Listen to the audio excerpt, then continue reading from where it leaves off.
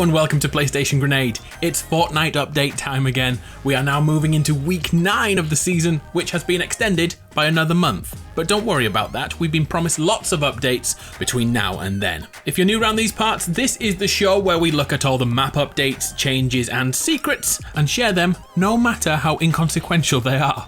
So slap code ADAMARU in the store to support this series, and the like and subscribe thing really helps too. But that's way too much begging. Let's do this! As always, I first checked on our Lord and Saviour, Graham the Gnome. He's doing really well in his ivory tower. And a quick thank you to those people who let me know that the G in Gnome is actually silent.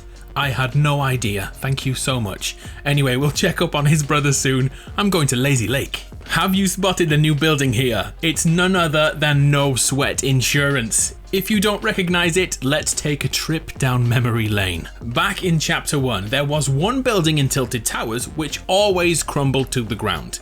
Many store owners renovated and moved back in there, only for another disaster to hit. But then, the insurance company named No Sweat moved in. Their speciality was protecting buildings from annihilation. We all thought this was a futile endeavour, especially when the volcano event began. The entire of Tilted Towers was reduced to rubble. Every last building. Well, not every last building, because somehow No Sweat Insurance survived completely untouched, and is now known as the luckiest business ever created. But I guess it wasn't that lucky, because we all were sucked into a black hole at the end. Yeah, not that lucky. Now, a whole 8 months later, they have finally been pulled through the black hole and set up shop in Lazy Lake. Inside the building, it's only just beginning to fill up. Their awesome diorama hasn't moved in just yet, but I'm sure it will one day. But here's where this becomes interesting. All around the island, we can find signposts for the company. They are getting their name out there and offering help to inhabitants to survive the impending doomsday event. But who will be saved? Will we be choosing who gets saved? I cannot wait to find out. Out of interest, what building or area would you save from destruction? I would have said Risky Reels, but if you've been there over the last week, you now know it's sadly just a digital billboard for struggling TV shows. Bad times. I'm choosing to remember this place for the Star Wars event, or my personal favourite, that one time Wreck-It Ralph showed up without warning. Man, those were good memories. Also, people are commenting that all these signs are indicating where the new Tilted Towers will drop. Imagine that.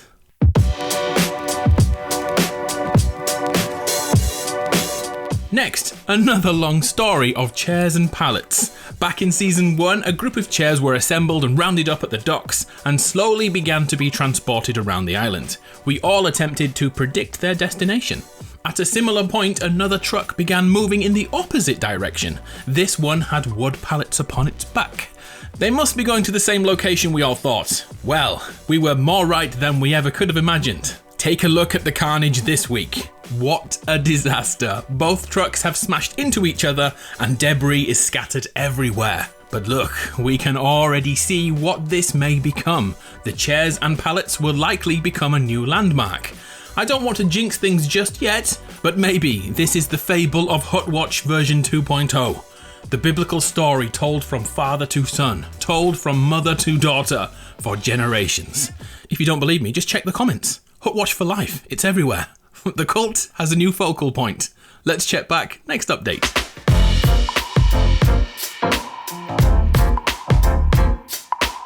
Something strange happened over at Slurpee over the last 4 weeks. There once was a bridge of sorts, which was no big deal. It was run-of-the-mill, boring bridge. And then a few updates back, it was completely filled in without warning. What could this mean? Maybe a test for a flood event? Well, last update, it changed again. The bridge is back. I can't explain this.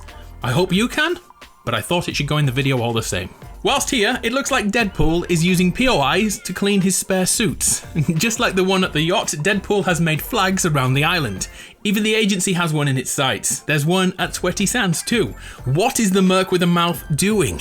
And by the way, I made a special episode of this series to show you all the awesome details on Deadpool's yacht. I'll be sure to link it at the end of the video if you want to see some cool Deadpool stuff. You crazy mother... And now, the storyline that has kept us enthralled for seasons. the war between the Misfits and the Gnome Army. Last week we saw Graham's mythical twin brother, who was named by you guys as Gandalf Keemstar Jerome the Genome. I still love that name. Gandalf was imprisoned by the evil Misfits in a secret bunker under the forest. The Misfits appeared over Christmas time and began hatching a plan to take over the island. Upon hearing this news, Graham sent his army to rescue Gandalf, and last week, the army was poised, ready to attack. This week, from the outside, the gnomes have gone. The explosive ram raid was successful, so let's venture inside. There has indeed been a battle here. The gnome army has come in and absolutely destroyed the Misfits. Gandalf is free, and as we speak, is deciding what action to take against the Misfit leader. Hang on, this bear needs a name. Please do me the honour in the comments below, name the leader of the Misfit bears. Looking around down here, we see that the gnomes have chosen to leave all the Misfits alive in a prison cell which once held Gandalf. In there, they are reminded of what will happen if they attempt to escape. But hang on, we can interact with that bear. This storyline is not over yet. What will happen next? Press like and subscribe to find out. Some sad news now. We also must take a moment out to celebrate the life of this little gnome here. He didn't survive the siege. He lays crushed under a server rack. Rest in peace, unnamed gnome 26. We'll never forget you, dude. But this is a time for celebration. We're going to concentrate on this gnome instead. Little Norman tucking in to a honeypot. The spoils of war. Cute little bugger. If you ever wondered what victory tastes like, honey, I'm guessing.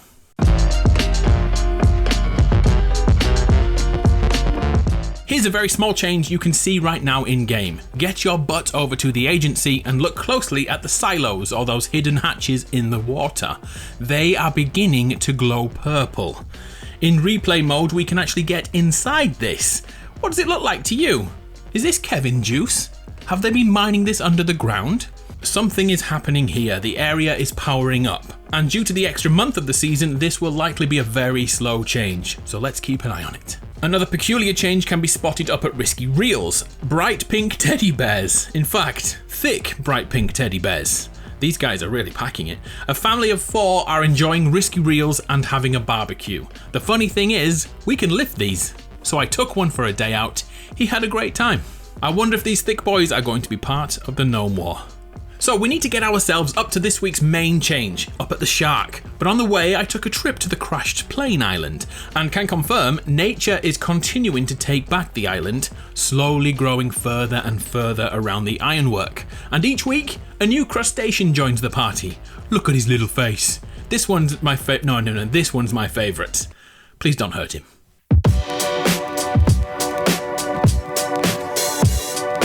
And now the Shark update. Oh wow, what a huge change. The Shark is now a prison. A ghost prison by the looks of it, so I guess we all chose Sky's ghost variant over her shadow variant. I was expecting this change, so I took a few shots of the old Shark layout, including Sky's awesome room. Here's a montage of the old Shark.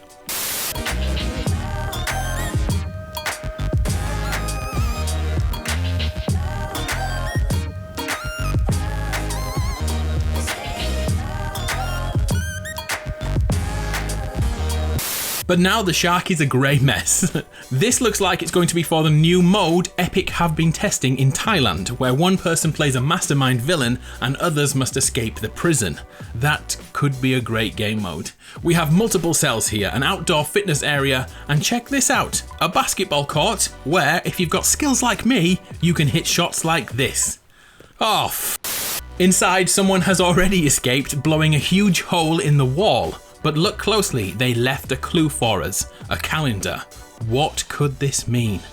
A birthday cake on the 9th, pizza on the 24th, and on the 31st, escape day? Can anyone decipher this?